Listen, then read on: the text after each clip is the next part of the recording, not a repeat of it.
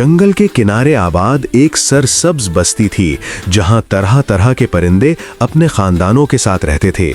इस बस्ती में मीनू चिड़िया अपने बेटे मानू चिड़िया के साथ एक छोटे से घर में रहती थी। मीनू चिड़िया निहायत मेहनती और ईमानदार थी।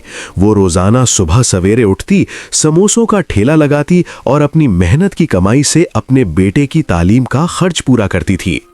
गर्मियों की छुट्टियां खत्म होने वाली थीं।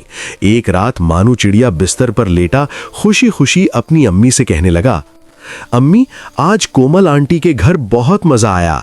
दिल चाहता है कल फिर चला जाऊं। मीनू चिड़िया ने प्यार से उसके सर पर हाथ फेरा और बोली, बेटा, अब काफी घूम फिर लिया। कल से स्कूल खुल रहे हैं, इसलिए अब कहीं आना जाना बंद। होमवर्क मुकम्मल है ना?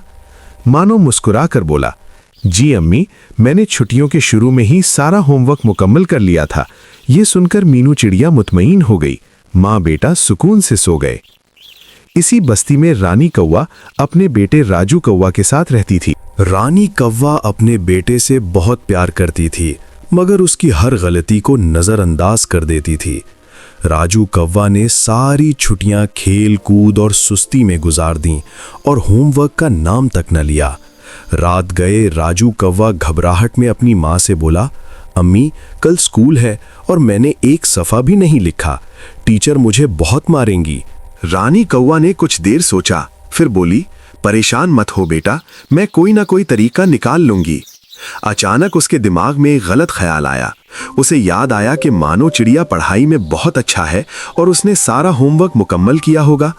रात की तारीकी में रानी कौवा चुपके से मानो चिड़िया के घर गई। मानो की भरी हुई नोटबुक उसके बैग से निकाली और उसकी जगह राजू की खाली नोटबुक रख दी। अगले दिन स्कूल में बुलबुल टीचर ने सब बच्चों से होमवर्क दिखाने को कहा। एक एक करके सब बच्चे अपनी नोटबुक्स लेकर आए। जब राजू कौवा की बारी आई तो बुलबुल टीचर ने उसकी नोटबुक देखकर हैरत से कहा, वाह राजू, इस बार तो तुमने कमाल कर दिया। लिखाई भी साफ और होमवर्क भी मुकम्मल। राजू कौवा शर्मिंदगी छुपाते हुए बोला, जी टीचर, मैं अब बहुत मेहनत करता हूँ। फिर मानो चिड़िया अपनी नोटबुक लेकर आया। जैसे ही बुलबुल टीचर ने नोटबुक खोली, वो खाली थी। ये क्या मानो, तुम्हारा होमवर्क कहाँ है? टीचर ने सख्त लहजे में पूछा। मानो घबरा कर बोला, टीचर, मैंने सारा होमवर्क किया था, ये नोटबुक मेरी नहीं लग रही। मगर टीचर को यकीन ना आया और उसे सजा दे दी गई। मानो बेकसूर होने के बावजूद खामोश रहा। इम्तिहानात करीब आ गए। मानो चिड़िया दिन रात मेहनत करने लगा। वो माँ की मेहनत को जाया नहीं करना चाहता था। दूसरी तरफ राजू कौवा सुस्ती करता रहा और माँ को धोखा देता रहा। आखिरकार नतीजे का दिन आया। बुलबुल टीचर ने सब बच्चों के नताइज सुनाए। मानो चिड़िया, तुमने पहली पोजीशन हासिल की है। ये सुनकर मानो चिड़िया की आंखों में खुशी के आंसू आ गए। फिर राजू कौवे का नतीजा सुनाया गया। राजू, तुम एक बार फिर फेल हो गए हो।